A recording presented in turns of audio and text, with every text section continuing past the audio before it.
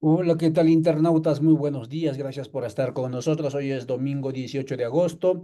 Son las 10 de la mañana aquí en el territorio donde estamos y en Centroamérica son las 9 de la mañana y así van variando los horarios.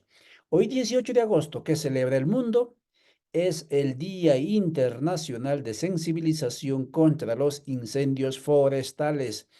Ese fenómeno por llamarlo de alguna manera, porque se generalizó, que nos preocupó a muchas personas en los últimos tiempos, puesto que, claro, demasiados incendios en el sur, en el norte, en todas partes, y muchas veces provocadas por la voluntad y el capricho humano. ¿Qué pasó en el mundo? A nivel internacional, lo que nos llama la atención, al parecer, eso lo vimos la semana pasada, al parecer están haciendo una OPEP del gas. ¿Qué significa eso? En el mundo hay una organización mundial de los países productores del petróleo que vienen de la década de los 70. Países como Venezuela y obviamente con los países de Medio Oriente organizaron esa potencia mundial que decide cuánto petróleo se produce y en función a eso también cuánto se vende al mercado. Pero ahí no estaba el gas, pero en los últimos tiempos, ante el declive del petróleo, los pozos petrolíferos mundiales empezaron a tomar auge y claro, no había una organización mundial del control del gas. Y escuche bien, Rusia e Irán la semana pasada se reunieron, retomaron los acuerdos que se habían tomado en el 2008 y finalmente firmaron un convenio, un acuerdo, un memorándum donde dice que Rusia le vende directamente gas a Irán, ¿no? Y al mismo tiempo también van a conectarlas o van a tener el control de los gaseoductos, o sea, los productos y el medio de transporte. Al parecer, entonces, la geopolítica económica también va poniéndose cada vez más inquietante porque, claro, al parecer alguien está perdiendo fuerza en el mundo. Esto es lo que podemos indicar desde www.radiovictoriagt.com. Bienvenidas y bienvenidos al programa informativo plurinacional GT Voces desde los Territorios. Dejamos micrófono entonces a Ángel Flores para que nos informe desde El Salvador. Adelante, Ángel. Muy buenos días, informando desde el territorio Lenca, en el oriente de El Salvador. A nivel climático, El Salvador está sufriendo una transición hacia el fenómeno de la Niña, el cual se está desarrollando de manera lenta y su pleno establecimiento se ha postergado. Hay presencia de lluvias a nivel nacional y se espera que en septiembre empiece a manifestarse el fenómeno de la Niña. Por otra parte, a nivel agrícola, las actividades de siembra se han realizado de manera normal, sin mayores implicaciones, tomando en cuenta que las familias campesinas ya se encuentran realizando la siembra de postrera de maíz para la obtención de granos básicos. En el ámbito ambiental y social tenemos que el Ministerio de Medio Ambiente da luz verde a la construcción del Valle El Ángel después de 2 años de gestión del permiso ambiental para el proyecto Ciudad Valle El Ángel. La familia Dueñas obtuvo la nota para el pago de la fianza ambiental de su proyecto urbanístico en la zona norte de San Salvador. El pago de la fianza es la luz verde que tienen los Dueñas y su empresa Desarrollos Inmobiliarios Urbánica para la construcción del megaproyecto que cubrirá 228.06 hectáreas ubicadas en una de las zonas de recarga hídrica más importantes para San Salvador. En El Salvador se está impulsando de forma acelerada procesos de urbanización que agravan la situación medioambiental con la depredación de bosques. El gobierno ha propuesto la creación de la Dirección de Ordenamiento Territorial y Construcción con el fin de contar con una instancia pública que acelere los procesos de otorgamiento de permisos para proyectos urbanísticos. Lamentablemente, esto estaría generando mayor degradación de la situación ambiental de nuestro país. Por otra parte, el viernes 16 de agosto fue liberado José Omar Romero, hermano de uno de los líderes de Milpa El Salvador, Carlos Hernández, quien dirige la defensa del derecho a la tierra ante la amenaza de despojo de tierras en la comunidad El Icacal del distrito de Intipucá. La captura realizada por agentes de la Policía Nacional Civil del mismo distrito ocurre después de que personeros de la empresa inmobiliaria Desarrollos Turísticos del Pacífico amenazara con la aplicación del régimen de sección a las comunidades en resistencia por su derecho a la tierra. Dicha liberación no hubiera sido posible sin los diferentes actos solidarios de organizaciones sociales, medios de comunicación y población civil que contribuyeron a esta campaña por la liberación de José Romero. En esa misma comunidad, el pasado 15 de agosto, se ejecutó una orden de desalojo a una familia por parte del juzgado de paz de Intipucá a favor de esta empresa turística, ante lo cual la comunidad se ha declarado en alerta para la defensa de su legítimo derecho a la tierra. Así que informó Ángel Flores de Milpa El Salvador para Radio Victoria, la voz de los pueblos. Muchas gracias, Ángel. Celebramos la libertad de José Omar. Claro, es lo más preciado que tiene el ser humano. Y gracias por estar informándonos semana a semana, domingo a domingo, en este informativo plurinacional GT Voces de los Territorios que generamos desde fuera del asfalto. Dejamos micrófono a María Uceda hasta Radio Dignidad Honduras. Adelante, por favor, María. ¿Qué resumen nos traes de la semana desde ese territorio?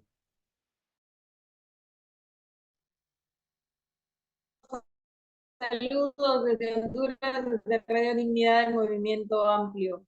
Hoy contándoles algunas cositas de lo que pasa por acá en Honduras y en alerta en Honduras debido al aumento considerable de casos de dengue. Los contagios siguen al alza. Hay una manifestación de las organizaciones internacionales en este tema que ubican a Honduras en el segundo lugar con mayor cantidad de casos en América Latina de contagios de dengue, contabilizando, valga la redundancia, hasta el momento 93 muertes de personas, de hondureños y hondureñas especialmente. Vemos cómo aumentan los casos de muertes en niños y niñas contagiados por lo que se denomina pues dengue en Honduras. Honduras solo está superando a Brasil en el número de casos. Honduras registrado hasta la semana 29 8.457 casos de dengue, superando, como decíamos, a Brasil con 32.581 casos. Es alarmante la cantidad en todas las zonas del país y en la parte norte especialmente es donde hay un aumento de casos y en buena manera también relacionados, vinculados con esto denominado cambio climático, que aumenta los riesgos con las lluvias, aumentan el vector, sigue aumentando en los territorios, ¿verdad? Debido a la humedad y al poco control que se da. Todavía, nosotros decimos una alerta, pero a nivel de gobierno no se ha emitido todavía una alerta sanitaria, aunque por parte del Colegio Médico ya se ha invitado al gobierno, se ha solicitado que se emita una alerta debido a que la cantidad de casos va en aumento y es realmente preocupante cómo pues quedan especialmente pues en los casos en niños y niñas en aumento provocando muertes. Asimismo, en esta semana desde diferentes organizaciones se sigue exigiendo justicia para Berta. Se han realizado varios foros. El movimiento y el Bufete de Estudio para la Dignidad ha realizado un foro en el que deja al descubierto nuevamente, pues desde hace el tiempo que se lleva la causa y no hay respuestas que sean contundentes en el tema de justicia para Berta y todas las causas, digamos, vinculadas, entre ellas, pues, el fraude sobre el Gualcarque, que es, digamos, el caso insigne que llevó y que se vincula con el asesinato de nuestra compañera Berta Cáceres. Con esto les dejamos, compañeros y compañeras, gracias por estar pendientes de Honduras y saludos a toda el Avia Yala. Muchas gracias, Noelia Carrasana, desde Radio Dignidad de Honduras. Pasó en este informativo plurinacional GT Voces de todos los territorios, que semana a semana, como solemos decir, desde fuera del asfalto, hacemos noticia para que usted esté informada. Ya está con nosotros Noelia Carrasana, desde Argentina, Minca Comunicaciones. También está con nosotros ya Carlos Corpus, desde la radio del CRIC, la Universidad del CRIC, y también nos va a traer el informativo. Y también está ya Karen Weren desde el pueblo Axanincaré del Perú. Adelante, por favor, Noelia. Muy buenos días a todos, muchas gracias por esta invitación. Desde Argentina tenemos la novedad que en esta semana se conocieron índices de la ONU respecto de las infancias los cuales indican que más de 1,5 millones de niños se van a dormir sin cenar y que los niños y los adolescentes pasaron a ser el 70% de la población que está en pobreza o en pobreza extrema. Esto en los últimos 6 meses, o sea, en el gobierno de Javier Milei. Obviamente esta cifra también se replica en los adultos. Cifras de la ONU o del Observatorio de la Universidad Católica indican que por lo menos 5 millones de personas adultas comen solo una vez en el día. Esto para ver las consecuencias, ¿no?, de un gobierno libertario. También otra de las consecuencias es que ya se aprobó la ley Bases, que era un caballito de batalla que tenía Javier Milei, donde se desregulan la legislación laboral, se desregula la cuestión de la soberanía respecto de los recursos, y dentro de eso hay una parte de la legislación que se llama el RIGI. Bueno, ya adhirieron al RIGI 4 provincias argentinas por lo menos, San Juan, Jujuy, Río Negro y Chubut. Esto implica, por ejemplo, mejoras impositivas ¿cómo sería esto? Una facilitación para las empresas extranjeras de por lo menos 30 años al momento de llevarse los recursos. O sea, simplemente la Argentina se transformaría en lo que primigeniamente fue, que era un exportador de materias primas. También estas empresas extranjeras tienen la potestad de, si el Estado incumple, sea provincial o nacional, de iniciar juicios, pero en los tribunales que ellos quieran. O sea, que pueden iniciarlos en los tribunales de sus propios países, ¿no? Eso por el lado de la legislación de Javier Milei, y por el lado de las fuerzas represivas de Patricia Bullrich, o de cómo encara este gobierno los conflictos territoriales. El domingo pasado tuvimos una primera muerte que fue de un poblador mapuche en la zona de Río Negro, donde los que informaron fueron los compañeros de la coordinadora Mapuche Tehuelche. La policía entró directamente a la casa de este poblador, de Lof Inalef se llama, que es un territorio donde viven familias de manera ancestral, o sea que no es que se hizo una ocupación nueva, sino que viven las familias de manera ancestral y de repente aparecieron nuevos dueños, donde hay una abogada y gente vinculada al poder del Bolsón. Bueno, en este marco, si bien esta persona es familiar, y no ocurrió exactamente en ese lugar que está en conflicto, al ser familiar se entiende como un modo de amedrentamiento. La policía ingresa con la excusa de que está haciendo una requisa, digamos, un allanamiento, y fusilan directamente a este hombre que fallece en el acto, Juan Carlos Villa, y a su hijo. El policía en este momento no está encarcelado, sino que está con una tobillera electrónica para poder ver en qué lugares se mueve durante 2 meses. O sea que claramente el gobierno actual va en pos de criminalizar, en este caso, a la población mapuche, y de no castigar a las fuerzas de seguridad que cometan excesos de este nivel, que es asesinar a una persona sin ni siquiera mediar palabras. Esto sería lo que tenemos para informarles desde Argentina, desde Minca Comunicación. Muchas gracias. Gracias, Noelia Carrasana. Por supuesto que allí ya no es criminalización, ya es asesinato, asesinato selectivo, masacre, obviamente, acribillamiento. Vámonos contigo, Carlos Corpus, desde la radio Huaín Creek. Por favor, gracias por estar con nosotros. Es uno de nuestros integrantes de este espacio que voluntariamente, a pulmón, estamos empujando este espacio informativo. Adelante, Carlos, ¿qué nos traes desde Colombia? ¿Qué tal? Muy buenos días para todos ustedes, para todos los que están conectados con nosotros a través de este importante medio informativo.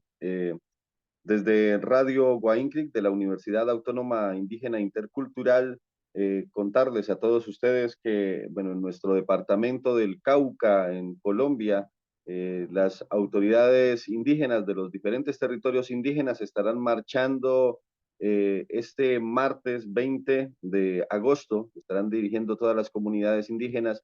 Más de 2.000 personas se espera que estarán viajando en los buses escaleras o chivas, como se le conoce acá en Colombia, hacia la capital de Colombia, Bogotá. Se estará haciendo una marcha donde se tendrá un diálogo con el presidente Gustavo Petro. Esto con el fin de encontrar una salida conjunta, superar las causas estructurales, un poco del desconocimiento institucional de todo el trabajo que viene realizando las autoridades indígenas en pro de fortalecer la educación propia, en pro de fortalecer el proceso organizativo, debido a todo el conflicto armado que vive y que está azotado en nuestro departamento del Cauca. Ya son muchas las víctimas fatales en este conflicto, muchos los desplazamientos, reclutamiento armado por parte de los grupos ilegales, y lo que buscan las autoridades es ese diálogo con el gobierno para buscar una salida, un diálogo que logre efectuar un consenso, un trabajo conjunto entre el gobierno nacional y el gobierno de las autoridades indígenas. Este diálogo se estará dando del día miércoles aproximadamente, que estarán llegando las comunidades, arribando a la capital del departamento de Colombia. Y bueno, se espera tener un diálogo con los ministros y estaremos ampliando pues más sobre esta noticia de lo que será esta marcha masiva del pueblo indígena, de diferentes pueblos indígenas pertenecientes a la organización del Consejo Regional Indígena del Cauca, que estarán entonces llegando a Bogotá.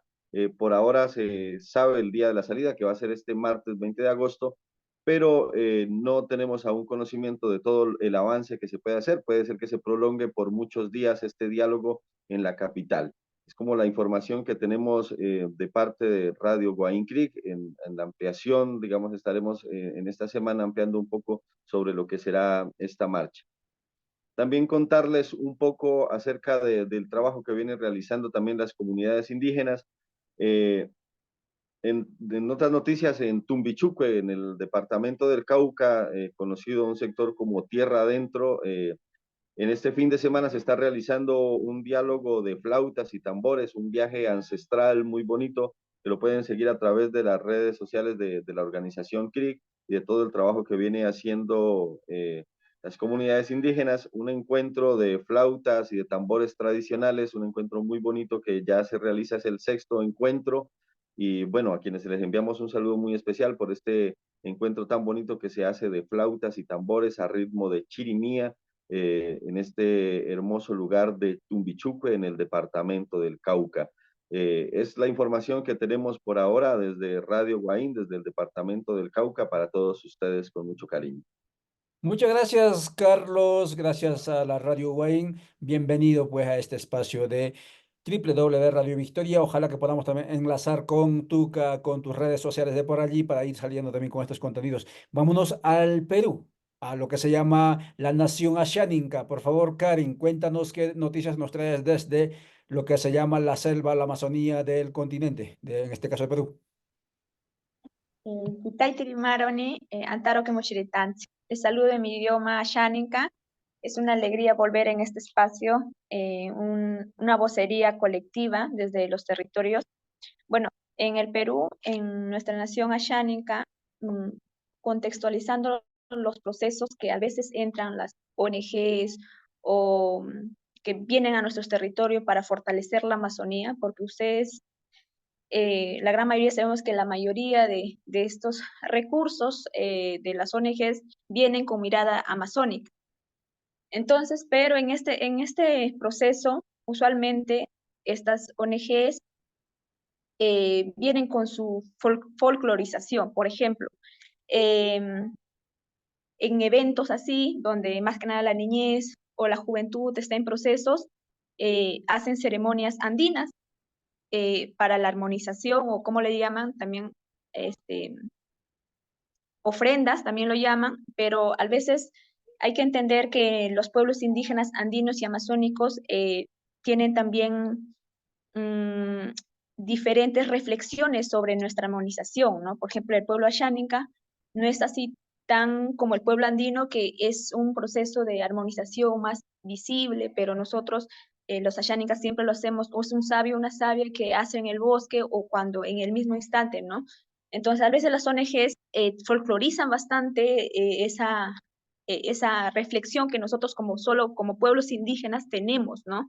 Entonces, por ejemplo, traen a eventos amazónicos. Entonces, eso creo que eso pasa en varias ONGs, que a veces hacen eventos en la Amazonía y traen esa mirada, ¿no? De imposición también, porque en la Amazonía tenemos diferentes ceremonias o armonización que hacemos, ¿no? En nuestros territorios, con nuestras propias formas, ¿no? Entonces, eso hay que nos llama mucho la atención. ¿Sabes por qué, hermanos, hermanas?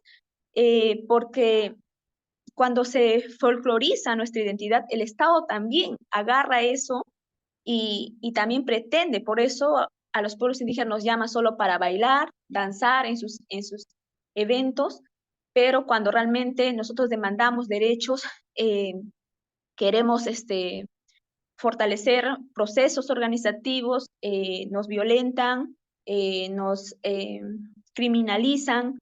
Entonces, nuestra propuesta no es recibida, ¿no? Por el Estado. Entonces, además, estos procesos por decir, de robo de horizontes desde nuestras propias agendas, horizontes políticos, también roban las ONGs, ¿no? Por decirlo así.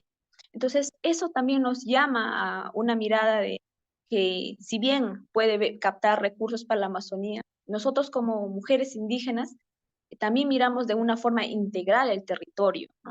Entonces, ahí ese hincapié que está pasando, por ejemplo, con las ONGs amazónicas, ¿no? Que entran en territorio amazónico.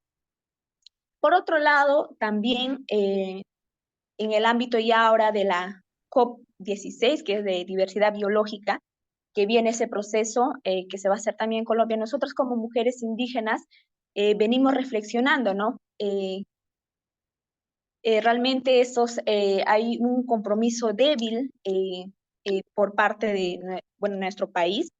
Este año hemos hecho un proceso de actualización nacional, una actualización nacional de diversidad biológica, y por primera vez se escuchó. Entonces, si no iba a haber una COP en nuestro Abya Yala, por ejemplo, en Colombia, no sabíamos nada. Entonces, es un espacio también que, porque se va a hacer en nuestra región, recién se están poniendo las pilas, quieren actualizar. Entonces, esa es la situación, ¿no? Y bueno, se sabe que también ya al principio, también en octubre a fines de octubre viene la COP29, que es en Azerbaiyán, un país también petrolero, que,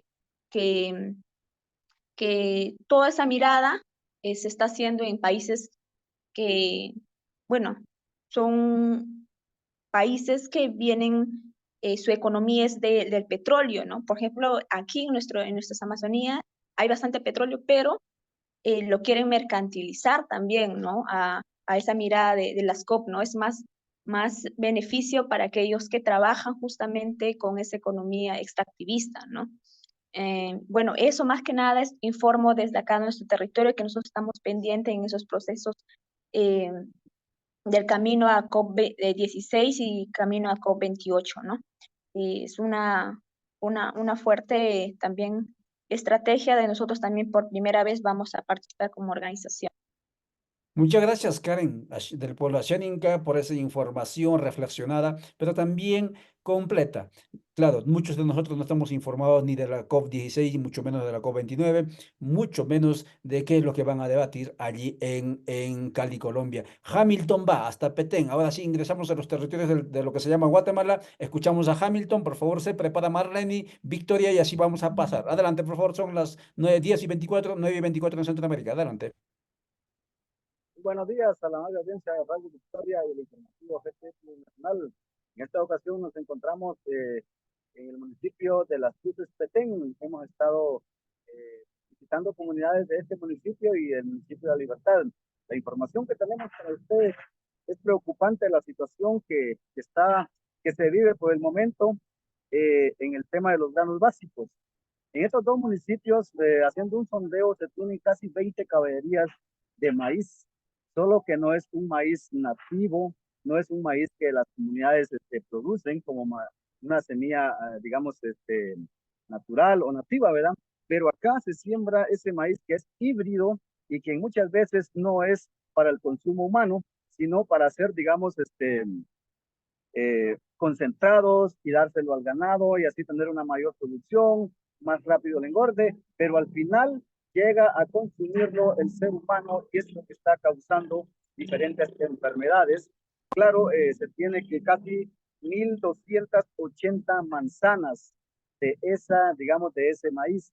Lo preocupante es de que estos vienen a cooptar a las diferentes comunidades para que no se siga sembrando y manejando ellos ese producto, dándolo a conocer que es mejor, pero las comunidades todavía más lejanas, más lejos, todavía siembran el maíz nativo, ¿verdad? De sus comunidades. Pero lo preocupante es de que esto viene a, digamos, a incrementar la problemática, porque no toda la población en Guatemala tiene la oportunidad de sembrar un pedazo de milpa o cosechar su propio maíz, más que consumir este maíz que es producido a través de químicos y que enferma a la población en general. Son 2 municipios los que siembran la mayor parte de maíz, ya son 20 caballerías de maíz, es una barbaridad de maíz, pero este es un maíz asesino, contaminante para el ser humano. Esta es la información que tenemos desde el departamento de Petén, informa Hamilton Estuardo Ordóñez para Radio Victoria, la voz de los pueblos. Muchas gracias, Hamilton. Ahora pasamos a escuchar a Marlene desde el departamento de Jutiapa. Se prepara, por favor, Victoria, y luego Luis, y así avanzamos. Adelante, por favor. Buenos días a Radio Victoria, la voz de los pueblos, reportando desde el departamento de Jutiapa con la noticia de la semana. Hace 3 días, personas de las 22 comunidades de Asunción Mita, Jutiapa, llegaron al acuerdo y bloquean nuevamente en Chucal, Asunción Mita. Pues esos días hicieron 2 bloqueos. El motivo del bloqueo fue porque el gobierno no cumplió con el pago a la empresa constructora, donde también comentan que la empresa cumplió con iniciar los trabajos, pero hasta ese día del bloqueo, pues el gobierno no había efectuado el pago de la deuda a dicha empresa. Por la tal razón, pues ya no podían continuar con el bacheo de la carretera. Las autoridades de la PNC se acercaron y dialogaron con los líderes comunitarios de las 22 comunidades de Asunción Mita y llegan al acuerdo de liberar a ambas vías, y también tuvieron representantes de la gobernación y las autoridades de la PNC. Lo que se requiere pues es que las carreteras estén en buen estado y que se pueda transitar y que el gobierno cumpla, porque por eso él está al frente de la población. Él reportó para Radio Victoria, la voz de los pueblos, Marlene, desde el departamento de Jutiapa. Muchísimas gracias, Marlene, por traernos esa información de servicios básicos. Nos dice Luis Cook que se está quedando sin energía. Adelante, por favor, Luis. Victoria, paciencia. Luis, desde Baja Verapaz, Alta Verapaz. Adelante, Luis. Sí, muy buenos días. Acá me encuentro en el municipio de Alta Verapaz, justamente en San Cristóbal, Verapaz. Acá nos encontramos en una formación de jóvenes que los tiene organizado Codeca. Acá pues están debatiendo un tema que es la privatización y el monopolio. Es un tema que todos nos afecta como temateo. Ese es el tema que andan debatiendo acá los jóvenes. Pasando a otras noticias, justo el viernes 17, allá en el municipio de Santa Cruz, Verapaz, también justo en el kilómetro 199.5, hubo un deslizamiento en el proyecto de los triángulos de las Verapaces, que es justamente donde están construyendo los carriles de la carretera de la RN14 de acá, de la ruta de las Verapaces, donde que es conocido como las cuevas de Chitul, donde hubo un derrumbe que dejó a muchas comunidades con el tema de la energía eléctrica. Esto es mi reporte desde Alta Verapaz. Muchas gracias, Luis. Gracias por informarnos de ese proceso formativo que están emprendiendo en esos territorios. Victoria Diva, son las 10:30, 9:30 en Centroamérica. Escuchamos el reporte y luego Hamilton está todavía Werner, y así vamos a ir avanzando. Adelante, por favor, Victoria. Muy buen día, audiencia de Radio Victoria. Me encuentro en el departamento de Santa Rosa donde en este departamento el viernes de 16, en horas de la tarde, llegó la lluvia con una fuerte tormenta eléctrica. En lo que se llama el Boquerón para Chiquimulía, ahí se ponen muchas señoras a vender chiles, ¿verdad? A las camionetas que van para Jalapa, Jutiapa, la frontera. Pero una de ellas, viendo la tormenta eléctrica, se puso a grabar, pero no se percató que lo que son aparatos eléctricos jalan lo que es la electricidad de la tormenta. Y en ese momento a ella le cayó, la verdad, un fuerte rayo, como decimos aquí, dejándola muy grave, con quemaduras graves. Ahorita ella está en el intensivo y las demás señoras quedaron afectadas, pero no tan gravemente, ¿verdad? Entonces, la verdad es que nosotros hemos perdido el respeto hasta para la naturaleza. La naturaleza tiene que ser respetada. Nuestros abuelos nos lo enseñaban, ¿verdad? Cuando hay tormenta eléctrica, no utilizar aparatos eléctricos, pero eso ya nosotros lo hemos ido olvidando y las consecuencias son graves por no tener precaución. Entonces se les recomienda a la población, ¿verdad? Estamos en tiempos de lluvia, las tormentas eléctricas son fuertes, evitémonos de estos problemas, porque ahora fue esta señora, pero imagínense los niños, ¿verdad? Que también juegan mucho con los teléfonos.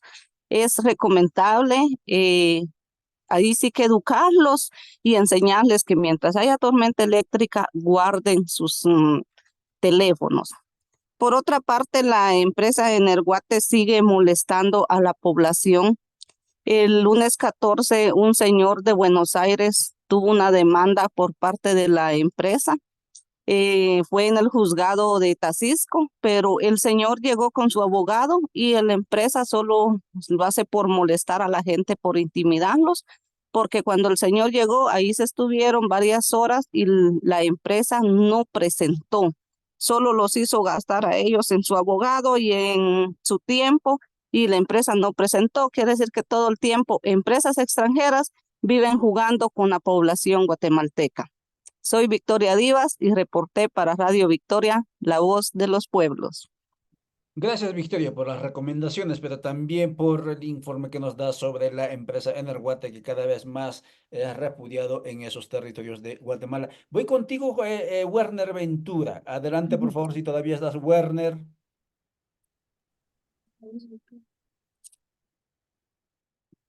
Werner Ventura. Sí, compañeros, muy buen día a toda la audiencia de Radio Victoria, la voz de los pueblos. Es un gusto y un placer saludarles. Me encuentro prácticamente desde la cuna de las hortalizas. Acá sería, por decir, la segunda zona de hortalizas de acá de Guatemala, como lo es Tactic, y pues comentarles de que los procesos de formación continúan. El día de ayer precisamente se hubo un proceso de formación con comunidades de Choctún, de aquí de Cobán y de Chisec, comunidades que han estado en conflicto territorial porque por años, hace muchos años, pues terratenientes usurparon estos territorios. Sin embargo, pues se siguen los procesos de formación para que ellos, pues poco a poco, pues también puedan convertirse en defensores de derechos humanos. También se siguen los procesos de formación comunitarios acá en Santa Cruz, Verapaz, esto de parte del movimiento social Codeca. Y por otra parte, pues les comentaba el tema de las hortalizas. Después de vivir meses de sequía, nuevamente florecen las cosechas, las siembras. Acá precisamente me encuentro aquí en un sembradío de ejote chino, como pueden observar. Quiero hacer con esto reflexión.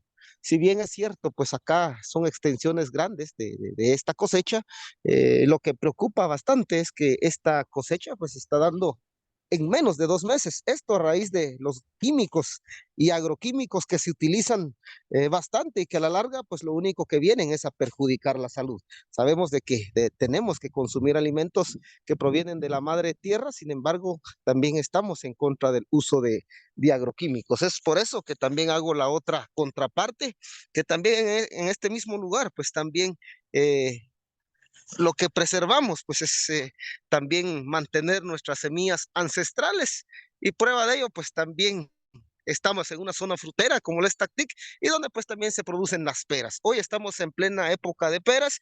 Aquí pues un árbol 100% natural, árbol que fueron sembrados por los abuelos, por los bisabuelos, y eso es lo que estamos buscando también como movimiento social, recuperar nuestras semillas ancestrales y por supuesto encaminarnos hacia el buen vivir. Y cuando hablamos del buen vivir no solo hablamos también de nuestra soberanía alimentaria, sino también hablamos de fortalecer nuestras organizaciones, fortalecer nuestro espíritu, nuestra vida, y por ende empezamos también por alimentar nuestra alma. Ese es el informe que les tengo acá desde el territorio de la Verapaz. Soy Buenaventura reportando para Radio Victoria. Werner Ventura, muchísimas gracias por esa actitud y por la perseverancia en la comunicación y por mostrarnos también y obviamente llamarnos a la alimentación sana y a cuidar los territorios. Me voy contigo, Elda Morales, hasta el Departamento Costero Pacífico de Guatemala. Infórmanos, por favor, lo que nos traes. Muy buen día a toda la amable audiencia de Radio Victoria, la voz de los pueblos. El día de hoy, pues mi informe es que en lo que va esta semana, ¿verdad? La empresa Energuate, como siempre, ¿verdad? Haciendo de las suyas, se acercó a lo que es la comunidad de Cantón El Retiro con autoridades, con algunas patrullas, con acompañamiento, ¿verdad? De la Policía Nacional Civil, en donde ellos pues se abocaron a algunas casas de personas que están legalmente desconectadas, que son parte de la organización Codeca, y ellos pues vinieron a hacer cambio de contadores, aún sin la autorización de los dueños de las casas, ¿verdad? Y así pues siempre, ¿verdad? Ellos amenazantes e intimidando a las personas, ¿verdad? Ellos se acercaron a las casas a hacer esos cambios de contadores. Ese es mi reporte para el día de hoy, Elda Morales, desde Retauleu. Muchas gracias, Elda. Pasamos al departamento de Sololá, Manuel Marroquín, y luego cerramos con Héctor Azatún. Adelante, Manuel. Buenos días a todas y a todos. Pues mi reporte desde aquí de Sololá es que en el municipio de Panajachel, de este mismo departamento, se empezó una formación política, y esto también con el apoyo de la municipalidad del municipio, donde ayer sábado se empezó con el tema de plurinacionalidad, donde ahí la gente estuvieron muy atentos a la formación, porque quizás son temas muy importantes que no se ha escuchado, y por eso la gente que estuvieron en la formación estuvieron entusiasmados para escuchar y también aportar de lo que ellos piensan de los cambios que tenemos que dar aquí en Guatemala. Eso fue mi reporte desde Sololá, Manuel Marroquín. Muchas gracias, Manuel. Son las 9:39. Este es el informativo plurinacional GT Voces de los Territorios que transmitimos a través de Minca Comunicaciones Argentina, Rondas Campesinas del Perú, Alcarajo.org de Colombia, Codeca Guatemala, Radio Victoria, Radio Digital de Honduras y Avia Yala Soberana. Héctor Azatún, cierre por favor este informativo del 18 de agosto, cuando son 10:39 aquí en la zona andina y en Centroamérica las 9:39. Adelante, por favor. Muy buenos días, radio audiencia de Radio Victoria. Hoy nos encontramos acá en el departamento de Baja Verapaz, Salamá.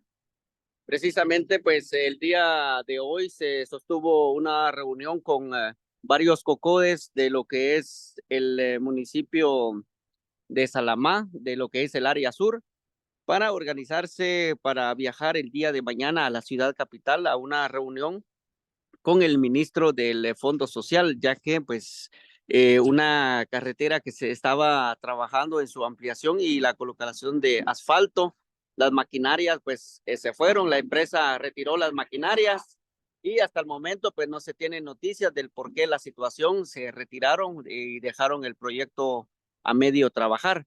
Precisamente, pues por esa misma razón, los COCODES se reunieron y mañana pues ya tienen ya una cita con el ministro para tocar ese tema. Y por otro lado, pues ya se hizo un trabajo de 5 kilómetros de asfalto, levantamiento de asfalto acá, que la carretera que conduce al área sur de Salamá. Esto es el reporte que tenemos para los amigos de Radio Victoria. Muchas gracias, Héctor Racetún, desde Baja Verapaz, informándonos también sobre el sistema caminero. Amigas y amigos, son las 10:41. De esta manera cerramos este informativo plurinacional para que usted esté informado con menú noticiario, fuera de lo que nos establecen las agencias corporativas o los medios de comunicación hegemónicos. Muchas gracias por vuestro tiempo. El próximo domingo, cuando el reloj marque las 9 de la mañana Centroamérica, estaremos nuevamente con ustedes. Agradecemos a todos nuestros cómplices, comunicadores, periodistas que se sumaron a este espacio a seguir apostándole con la perseverancia. Hasta entonces, chao, chao.